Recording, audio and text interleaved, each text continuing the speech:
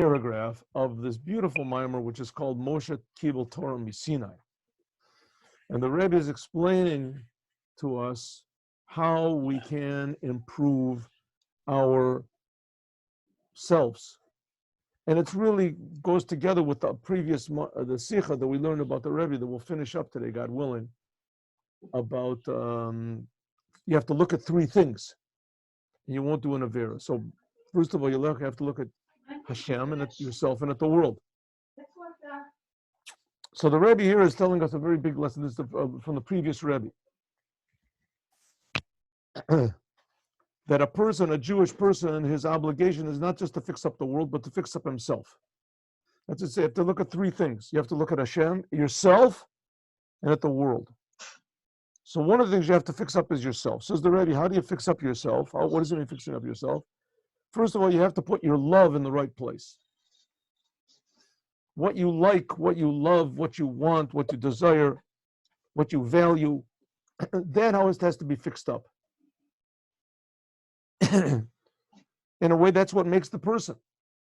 What are your values? What do you really want? What really inside of you is your deepest, most internal wish that you want? What are you driving for? And consequently, what are you afraid of? What is your greatest fear? What is the thing that most? So the Rebbe says it should be that you want what's really valuable, and that you're afraid of what's really damaging. That's what you should be. Not that you don't become a person that's addicted. That means you like things that aren't good for you. And paranoid means you're afraid for things that don't even exist. Who knows? So what does this mean? Basically, what it means is what you should really be loving is the Creator, God. You should try to see the Creator in everything. God's creating everything. Everything is being created for a reason. God's creating everything constantly. Everything has a purpose. Everything has a meaning, including ourselves. And what about the Creator himself? Whoa, he's creating everything. If the world is valuable, how much more so the Creator of the world is valuable? So you have to start to love the Creator. You have to appreciate Hashem. Once you do this, then that sets everything, makes everything a lot, I won't call it easier, exactly the opposite.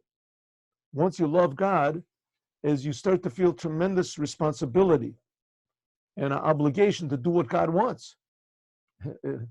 If you just love yourself, then you want the easiest life possible. Well, you love it if somebody else went to your job for you and did your work. But if you really love the Creator, then you have more responsibility, because God put us here for a purpose, to fix up the world. So first of all, we have to have our connection, intimate, deep connection to the Creator. We feel that our most inner desire and will and love and value is to serve the Creator. That's what it should be. How do we get to that? It's very easy to say and not so easy to do. That's what prayer is for, to feel. That's why prayer is called avodah. Avodah means hard work. When you daven in the morning, it should be hard work. What do you mean hard work? You have to think. You have to use your mind. And you have to use your mind, and eventually it'll come to your heart. You have to use your mind. Come to what do you use your mind for? To think about God. So it's a process that goes like this. He explains in the first chapter. There's a godly soul that it's sure that God exists. Then you have your mind. That's your natural mind. He's willing to be explained. He's open. Explain to me God exists. Let's hear it. You have what to say. God exists. Convince me. Then you have the animal soul. The animal says, I don't care if God exists. I don't care if it doesn't make any difference. I just want what's good. So the whole job is the godly soul that feels for sure God exists and that God is creating us. Nothing else exists except for God. That gives these feelings, this awareness, especially through Chassidic, to the intellectual soul. The intellectual starts thinking, saying, no, there's pretty good ideas, there's pretty interesting stuff. Sort of exciting, actually. And then the animal soul says, come, let's do something. What are you thinking about? What are you doing? What are you thinking about? And the intellectual soul says, listen, I just thought of these really good ideas. Listen to this. God is creating everything, and he's creating everything, and that's the aspect that he's creating everything. That's just that's what's called malchus, and that comes from his emotions, and that's the big ayin, and then that comes from the source, which is in Keter, and the animal soul says, animal soul says, I don't know what you're talking about. I see you're really excited about this. The intellectual soul says, yeah, it's a really good idea. This is really, listen to what he's saying. It's a really good idea. And then the godly soul influences the intellectual soul to get excited. And once it gets excited, then the animal soul gets excited. And the Rebbe gives us an example of a little child that goes to a Simchas Torah celebration, and there's Talmidei Chachamim and big Chassidim and everything, and they read Chassidus, and they're excited about, they can't stop dancing enough, and they're sweating, and the child doesn't understand really anything, but he sees everybody's really genuinely excited. So he gets excited. Says the Rebbe, that's the same thing as the animal soul, our natural self, which would be happy just eating and drinking and making money, whatever and not bad things, but that's enough. How do you say dayinu? That's enough just to have food. All of a sudden it gets excited by the intellectual soul. But the intellectual soul says, wow, God really does exist. He's really creating us. You hear? And then both of them can eventually get to this level and be aware like the godly soul is. And this gives an elevation to the godly soul. Then the godly soul itself becomes elevated. So that's what we say. Let's just do the end two lines of chapter base, paragraph base. V'zeu, that's what it was. Oh no, a little bit above that. Let's see. Okay. Ukishamamik dato. Last word on the line is dato. It is 5 lines up from the bottom of the end of paragraph base. See, paragraph base, 5 lines up, the word dato. Good? Yes? Okay, let's go. Dato. Here it is. See right here? I have my cursor is there. Dato. Ukishamamik dato b'habiurim. When a person puts his mind into the refinement, that he's refining his own soul, and from that he can refine his animal soul, and from that he can start to really refine the world. Shemava'er lanefesh alakis. All of these refinements and explanations that the godly soul explains to the intellectual soul, that explains to the animal soul, and then the animal soul starts to get excited about it. The explanations that you have in your intellectual mind, in your mind, you start to think about the Mimor and you understand them. But you ever learn? It says also in Yom Yom, there's 3 levels of learning Chassidut. One is a Mimor, you understand it. That's number 1. Number 2, you feel the life in it. Ooh, this is exciting. Ooh. And then when you start to pray, you feel the godliness in it. So there's the understanding, the excitement, and the godliness. It says once the intellectual soul starts to understand the ideas in Chassidut, it understands. Each person according to his intellectual ability, v'chushe nafsho, and the talents, the senses of his soul. Some people get more excited about ideas of love, and some people more about fear, and some people more about beauty. When a person sees how intellectually excited you can get about a Mimor learning, you're thinking about God, necessarily, a person will get very excited. In his brain, his mind, and the excitement of the mind, that arouses the excitement of the heart. You get intellectual, God really exists, God really exists. This is really true, this is amazing. Listen to these ideas, it's fantastic. All of a sudden your heart gets excited. You really start to value Hashem. Ad shenirgash gam nefesh abamis, until actually your animal soul gets excited. Umit pa'el al zem me'od, and it becomes very, very, how do you say, emotional about Hashem. He really looks forward to davening. He looks forward to doing a good deed. He looks forward to learning Torah. By means of this, nasa aliyah, and that's it, right? I mean, the godly soul that's aware of the truth that God really is creating us. God really is good.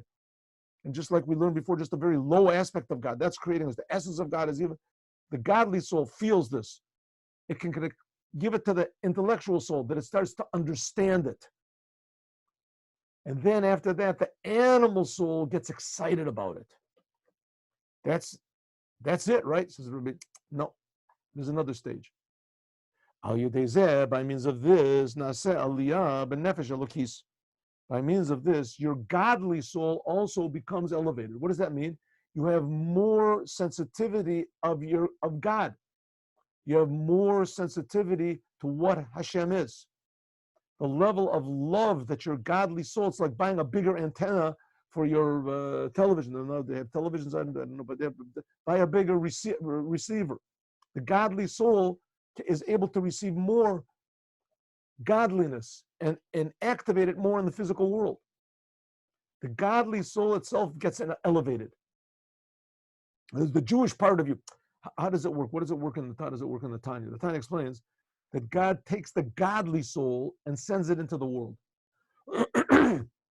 Mashbi'im, God gives an oath to the godly soul, gives it power, and says, when you get down there in the world, be a tzaddik. Have an effect on the intellectual soul. You be the boss.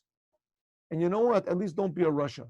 If you all of a sudden get the world starts dominating you, at least that's how the whole Tanya is about. A godly soul, the whole thing is the godly soul.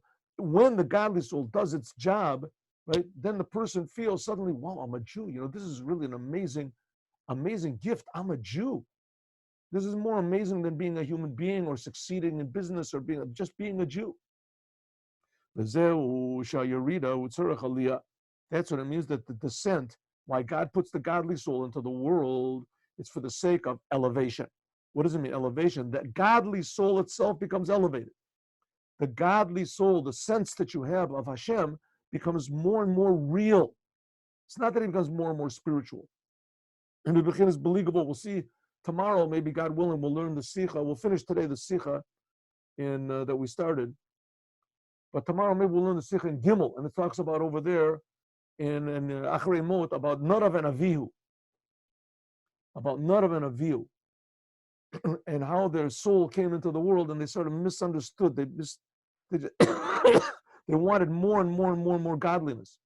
They wanted to get away from the world. Says that's very nice. And in fact, they were very holy. But the fact is that this world potentially is more holy than the upper worlds are. That was their big mistake. Because in this world, the godly soul becomes elevated to a level that's higher than its understanding, the level of Mesirut Nefesh. That comes by means of purifying the animal soul. I think it's a very important thing to stress that the Rebbe, what he's writing over here, these are goals and but this is the way things are supposed to be. In other words, once a person achieves this, that is godly soul, he thinks about Hashem and he gets excited, that's the way it's supposed to be. That's the way a normal person is supposed to be. Don't think, oh, this is impossible, this is for big tzaddikim, who's going to be like this? The Rebbe is telling us the way things are supposed to be. He's not telling us that, if you go and you meditate on the mountains, you can get away from the world, you can get to the highest levels, you can be illuminated, you can be enlightened, you can be this and that. That stuff, enlightened and illuminated, that's not for just special, unique people. That's for everybody. It's supposed to be for everyone. We don't get it. That's all Sefer Shabbonin, Beinoni, Tiyeh Tzaddik. So, okay, maybe you're not going to be a tzaddik. That's only temporary. The ideal is to be a tzaddik. Don't ever let that out of your mind. Your ideal is that you're supposed to be a tzaddik. The purpose of the Tanya is, don't be disappointed if you don't make it. A Beinoni is a person that always wants to be a tzaddik, but he realizes that he has to work from where he is. He can't make imaginary scenes. He's got to use the handicaps that he has and do his best, but the goal is to be a tzaddik. What does it mean? That's natural. The real human being, a real Jew, is supposed to be a tzaddik. supposed to feel God all the time, be excited about Torah mitzvahs. There's nothing more real than that. How do we get to this elevating the godly soul to the point where you can feel you're a tzaddik? By this physical world, by working on your faults that you have, by working on your disabilities, your handicaps, by working on the gullus, like we said before, gullus. Says the Rebbe, I got a big question. What do you need all this gullus? What do you have to have the animal soul for? What do you really need it? I mean, it's a good thing it shouldn't be, right? Says the Rebbe, no. We have to understand. What is the greatness and the amazing value of the animal soul? That by means of it, that you can come to this level. We said that the godly soul gets elevated to a level which is bli gevul, unlimited, above the spiritual. The godly soul can reach its true essence to be connected to the creator of the universe here in this physical world. Everybody is a holy temple. Like we said,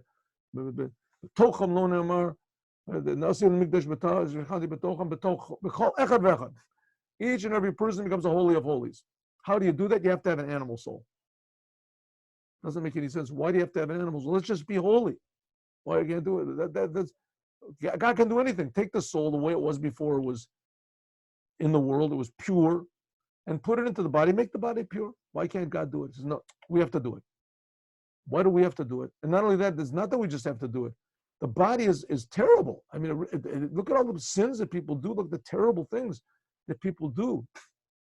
I mean, we don't have to go into it. You can see that. I mean, all the 10 Commandments. The body convinces a person to do the worst things. Why is the working on the body so great? Why is it so? It's like somebody buying a brand new car, whatever it is, a brand new Ferrari, and smashing it up and putting, sugar in the gas tank and everything, so that it can be all wrecked up, so that you can go and fix it.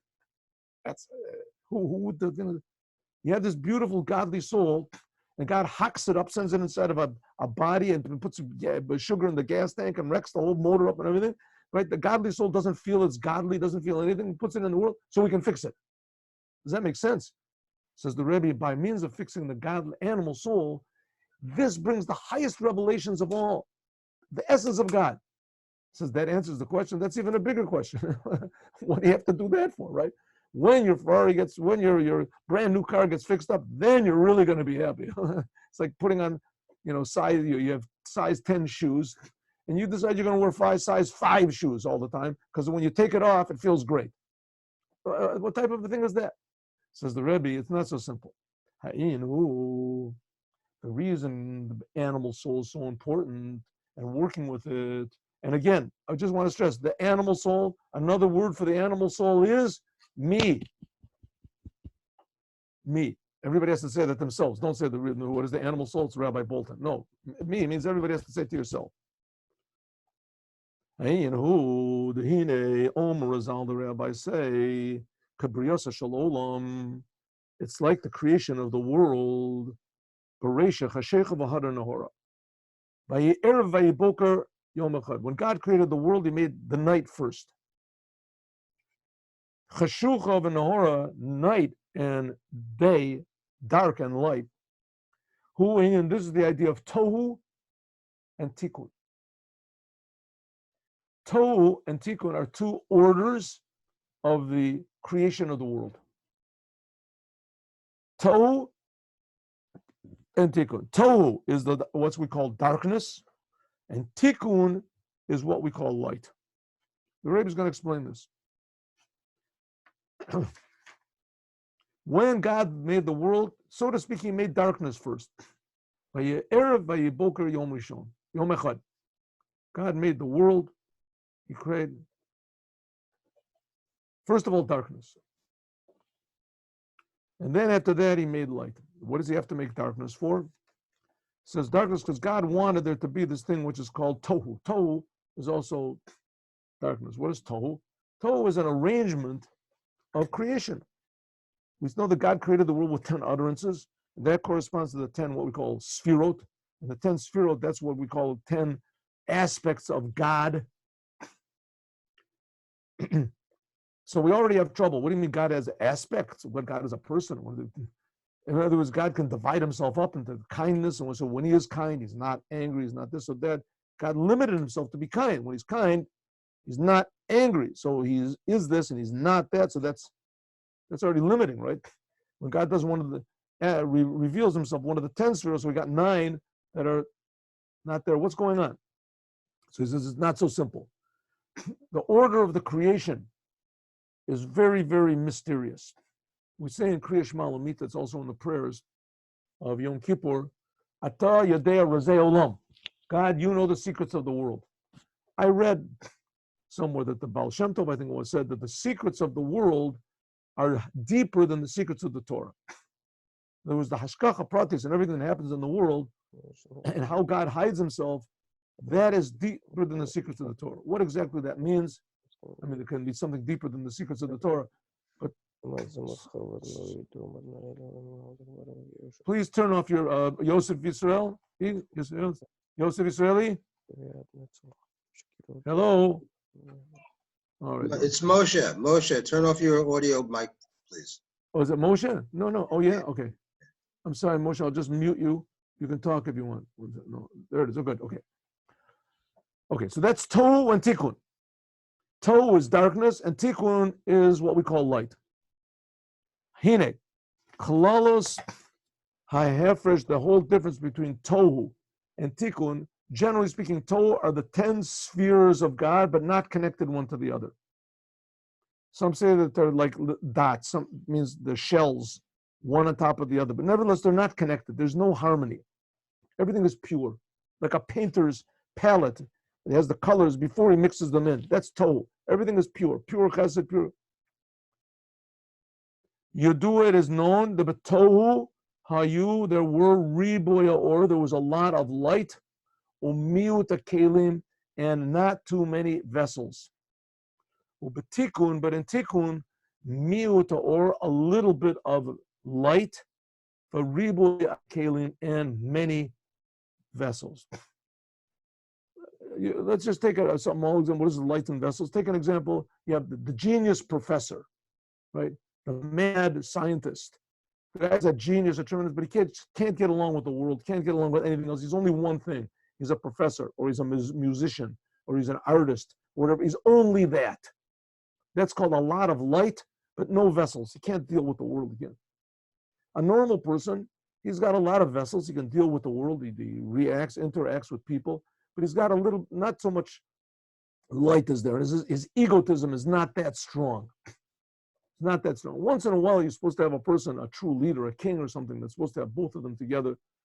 He's supposed to have a tremendous personality, driving, is with this, but on the other hand, he takes everybody into account. But that generally is Or and Kalim. In Tohu, there's a lot of light. In other words, each one of the 10 sefirot is very, very powerful. But it's only that. It's the vessels are very thin, not much interaction. Just selfishness, if you want to call it. And the world of Tohu is interaction, a lot of interaction. That's the vessels are much thicker, and the light, the selfishness is not so great. That's a very simple way of explaining it. In the Riboy, this idea of a lot of light of Tohu and Miut Or and the little bit of light of Tikkun. So we're going to see that the animal soul comes from this Tohu. It's not the same light. It's just there's a lot of light in Tohu and a little bit in Tikkun. No. The light itself is totally different. The lights that are in Tohu, Nalim, these are very, very high, like a genius person, very high lights. Shaboy Ein Erech, that they are incomparable, like the lights of Tikkun. The Yuv and Zeh, we can understand this. So Tikkun basically starts from the world of Atzilut and below. Atzilut, Bria, Yetzirah, that's already Tikkun. Everything becomes 10 and 10 inside of 10 and 10 inside of 10 and 10 inside of 10. Each one of the 10 spheros has 10 inside of it and 10 inside of it, and 10, which is not the case. Tohu. Tohu is usually just pure Sephir itself, and each one has only 10 inside. That's it. No more. There's chesed, pure chesed, there's chesed of chesed, gevura of chesed, and that's it. There's no inclusion beyond that. He doesn't explain that here, but that's what it says in other ones. The humans, that we can understand this. For instance, the light of the sun and the light of the moon. Shenikra or a gadol or a katan. That's called the big light and the small light. Hari ora shemesh. Behold, the light of the sun. That's going to be like the light of tohu. Hu or naaleh. This is a different type of a light. It's a higher type of a light, which is incomparable to the light of the moon. The yoter yuvan, and even more, it's understood. What the rabbis say, or shenivra b'yom rishon, the light that was created on the first day when God said, "Let there be light." Haya adam tzofa, the first man, he looked umabit bo b'sofa olam at sofa.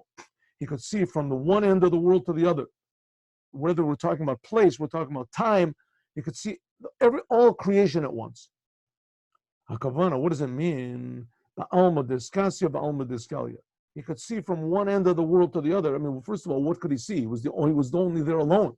It was just him and his wife. So what could he see? He could see the bugs. He could see the stars. What does he care? He says, no, he could see automatically. He could see all the hidden worlds as well. In other words, his vision was unlimited. But Talmud Davar, what's the reason that he could see from one end to the other? Because it was a different type of light that was on the first day. Shaliyoto or Shalamaylam Olamo, because the light that was on the first day, this was light which was above any world, any definition or containment. Lochin, therefore, Hayata, Habata, Olamo, therefore, he could look at all of the worlds. That which there's different levels of worlds, Yitzira, this level of Gan, lower heaven, upper heaven, this is light which is measured. The Niktsav and Set, the Fi'erech Olamos, according to the worlds. The world of Yitzira we see is one type of light. The world of Bria different. The angel Mechoel is different light, and the angel Gabriel is different. The Bezei Yesh Chiluki Medregas, there's all these different levels. The Alma Diskasia, the Hagiloi, the Alma Diskalia. Therefore, there's all these different levels of the hidden worlds and the revealed worlds. And also in every world, Befrat, but Prite Midregos, and the different levels that are in each and every world. Each and every world has also its angels in it, and it's what's called its chambers in it, and the souls that are in it. Well, that's called the light, that's the light of Tikkun. That's like the light of the moon. Or the one that shines light, which is above all of the worlds. There's no different levels at all. That was the first day of creation. This is something like, people say in the future there's going to be the raising of the dead. What's going to be the raising of the dead? All the dead are going to raise, and people will live eternally. Eternally. What's the first thing people say? Eternally. Most people say, that's pretty boring. You're going to live eternally. Who wants to do anything like that? Nobody wants to die, true. But on the other hand, nobody wants to go to funerals and go on this. But on the other hand, to live eternally, well, what's going to be? No one wants to see Uncle Joe die. But on the other hand, that Uncle Joe calls you up every day for eternity. Who wants a thing like that, right? You're going to be there. So the answer to that is, and also me myself, what are you going to do? Every day the same thing, how much it's going to be tremendously boring. So the answer to that is if it was the world was going to be like now, yes, because there's time and there's place and there's death, but because of all that, we don't realize the amazing infinity of what life is right now. We don't feel God. We don't feel the Creator because we don't feel the Creator. So the world is boring. But when you feel the Creator all the time, you don't feel yourself. It's the most amazing, exciting thing just to be a miracle. Every single instant to be alive. Life is such a miracle. A person feels this, that every single second is a big miracle. I know there was a person that I heard, maybe I told you this before, and he told the story that it was in the Holocaust and it was terrible, and then after that he was put in the concentration camp, and death all over the place, and he managed to escape. He made it to Russia, and when he got to Russia, they thought he was a spy from this, so they put him into Siberia, and he worked at hard labor in Siberia, and he suffered terrible suffering, and finally, in the end, the guy's telling the story. He's like, 80 years old, whatever.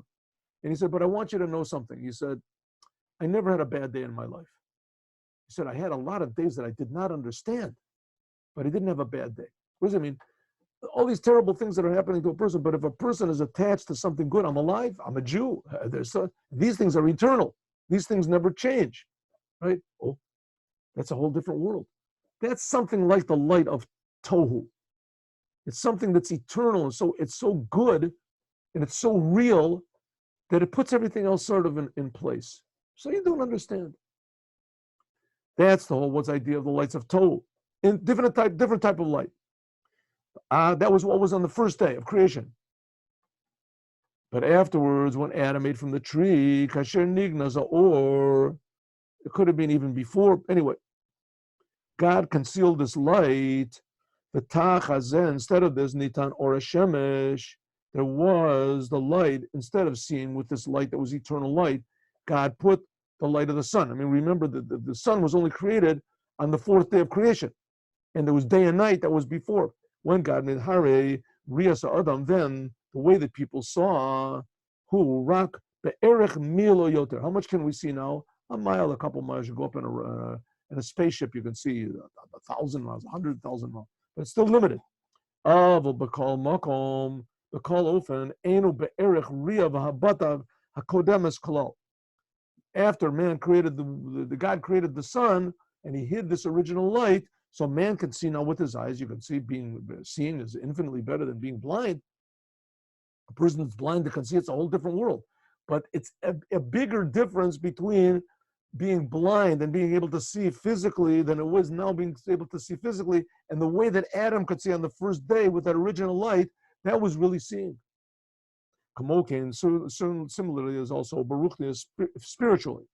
The Aura Shemesh, that the light of the sun, Hu Agile, the Seder Ishtalshus, the light of the sun, this is what we call the light of the order of creation.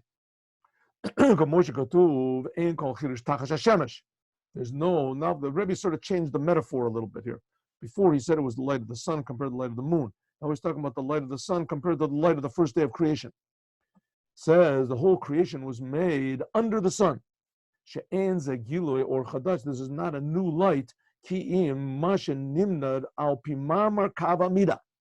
Only what was measured according to what's called the Mamar Kavamida. Now the Mamar Kavamida, this is another way of saying that God somehow or other concealed his infiniteness and he started creating the world. How did he create the world? If you look in the Bible, open it up, it says that God spoke.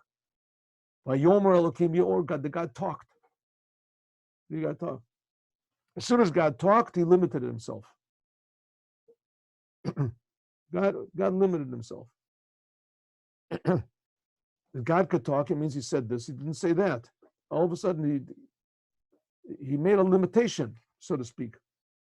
True, it's only his speech, but nevertheless, that speech that God made when he said, let there be light, let there be this creative power, that's called Ma'amar Kav Hamida.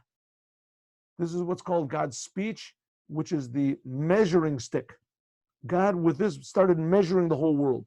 The Hainu Gilui, the Bechina Seder Ishtalsh, was namely, God began to create the order of creation. It says that God, the first day, it says God said, let there be light, so that's part of the creation. But it seems that this light that God said, let there be creation, he meant that just let the light remain. The light that was from originally Hari ma shinit or, but that which the light became less. We're talking about on the fourth day. This is not only just a limiting, a less light, the same light, but it just made it smaller. It is incomparable totally. It's not that just God turned down the watts, so he made it a smaller light. It's a different type of light, like a reflection. Kamoken, similarly, and it's understood the miyota or the tikkun, that the lessening of this light of what's called tikkun, hu ba'en aroch kolal, this is totally incomparable, the gabi, which that's what we've got now, this is incomparable to the lights which are of tohu. Now the Rebbe is going to say we'll see the lights of tohu, that's what's in this physical world, we're going to see. The betohu hayagilui, that's in this level of tohu, which this is the revelation of the Bechinas Ohr of pure light. And the tikkun hu bechinas hitzpashtu. This is just what we call a spreading out of the light alone. Dainu shebakol sfirut the tikkun, that in all the aspects of tikkun, hayu rak bechinat hitzpashtus, or there was just what we call a ray of the light, how the light spread out, not really true light. The oto sfirut, the tohu and tohu haya bechinat haketer. Each and every level of tikkun, that was what we call that God revealed himself in tikkun, chesed, gevura, tiferet, and all the aspects of it. But tohu, the main thing of tohu is keter, the crown. Shezel b'chinet atzmut or, this is the essence of the light. Now tohu really actually also came after the tzimtzum. It also came after God limited his light. But this original light somehow or other was shining into the world of tohu, and there was another contraction that had to be in order for tikkun to be. Okay, what are we learning about this for? What do we care about how God did this? We're going to see this all comes down that these highest levels are specifically revealed only in the lowest. Vazu yeshiva, that's the reason of miyuta kelim. That's the reason why there's less light, less vessels in the world of tohu. Why? Mipenei shaya riboy or, because there was so much light in this world of tohu. Tohu was a little sort of a glimpse of what it was before God contracted his light. Hayu kelim v'chinat miu. Therefore, because there's a lot of light, there's only a little bit of vessels. What does this mean? Zeklal, this is a general principle. We can see it in the human body. The Rebbe is going to say, your legs, which don't have much personality or life in them, that's the biggest part. Your head, which has your eyes and all the senses, that's got the most light in it. So the more light, the smaller the vessel. Let's look and see. Shabakol makom shah or riboy. This is a general principle that in any place where there is more light, the vessels are less. Shekain adam anu roim. So we can also see in a person. Let's just take an example. I'll give you another example. A person, you go to university. A person goes to university, learns mathematics. You learn mathematics.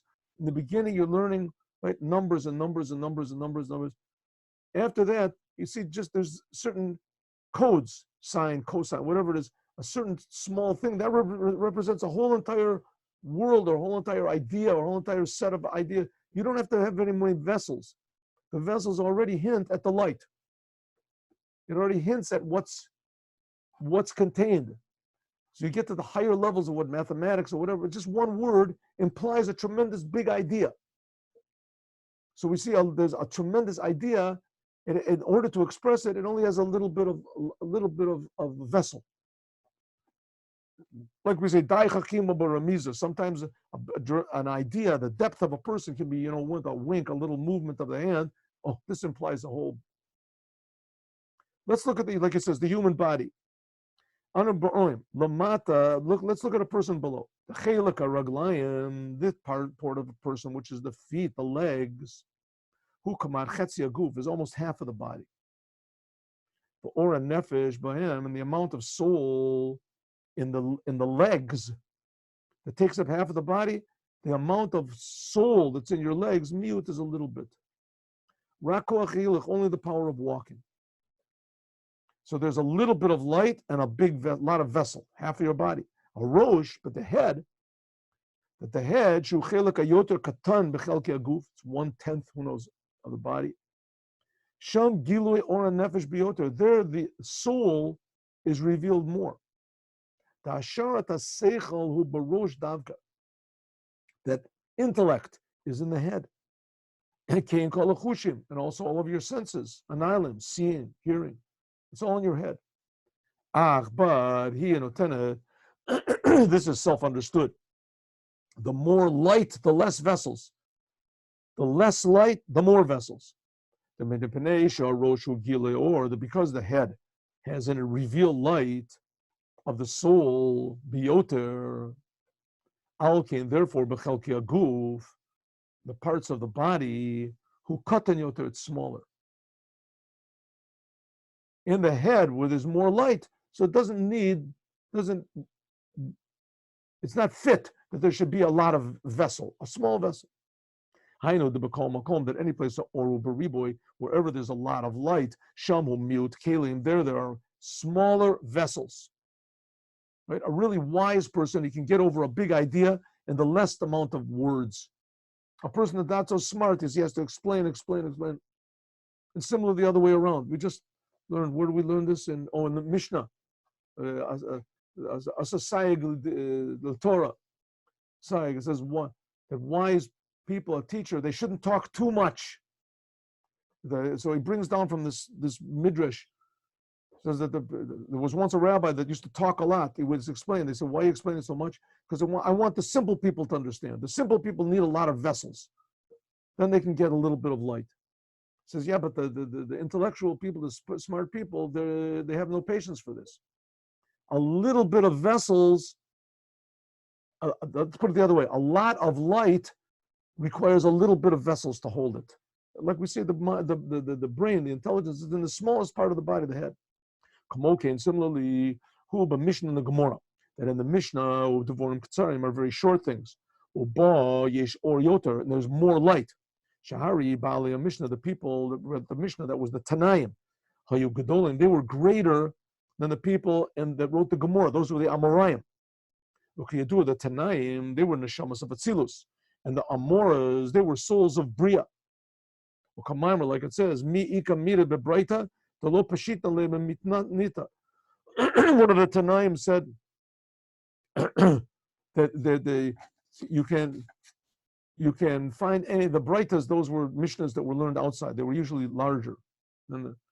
So that there's nothing in the whole Torah that I can't find in the Mishnah. That's what he said. There's no law that I can't find hidden somewhere in a hint inside of the Mishnah. This is even more. Rabbi Akiva says he used to learn laws and laws from the little tiny sticks that are written on top of the letters. A little bit contains a tremendous amount of light. Hare, the Mishnah, Yeshakal. In the Mishnah, there's everything.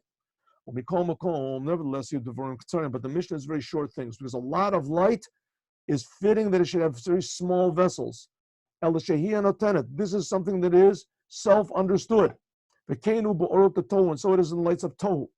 The lights of Tohu, they were very much. But that's the reason they had only a little bit of vessels. So it comes out that the levels of the lights of Tohu, these are lights which are above from any sort of level of kalim, of vessels. Total different thing. Mishum zeh, because of this, nikra choshech, it's called darkness. That's why darkness came from before light, because Tohu came from before tikkun. When there's too much light, what does it mean, too much light?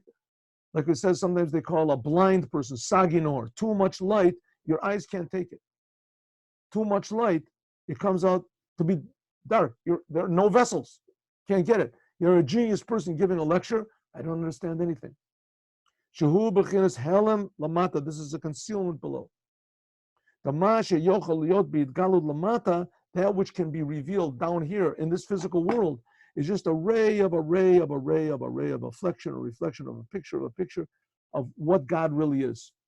So here we see in this world, there's no bigger revelation of God than what's called hashgacha prati.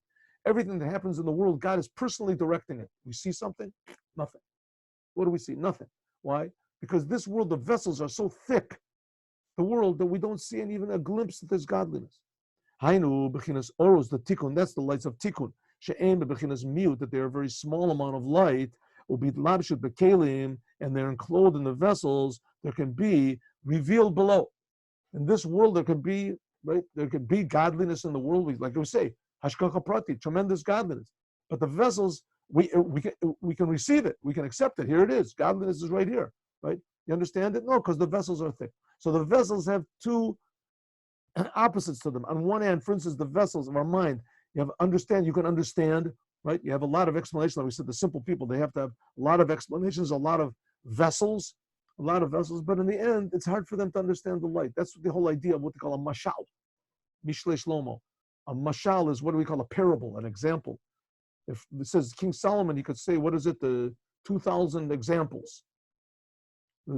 You explain this and say, now from this you can understand something a little bit deeper,